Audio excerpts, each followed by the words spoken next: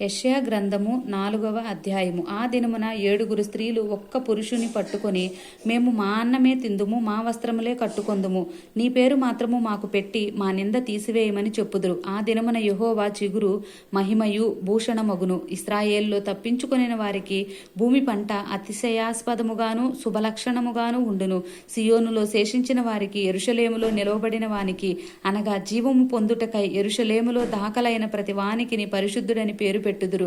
తీర్పు తీర్చు ఆత్మ వలనను దహించు ఆత్మ వలనను ప్రభువు సియోను కుమార్తెలకున్న కల్మషమును కడిగివేయినప్పుడు, యెరూషలేమునకు తగిలిన రక్తమును దాని మధ్య నుండి తీసివేసి దాని శుద్ధి చేయునప్పుడు, సియోను కొండలోని ప్రతి నివాస స్థలము మీదను దాని ఉత్సవ సంగముల మీదను పగలు మేఘ ధూమములను, రాత్రి అగ్నిజ్వాల ప్రకాశమును యెహోవా కలగజేయును. మహిమ అంతటి మీద వితానముండును. పగలు ఎండకు నీడగాను, గాలివానకు ఆశ్రయముగాను, చాటుగాను పర్ణశాల ఒకటి ఉండును. ఆమేన్.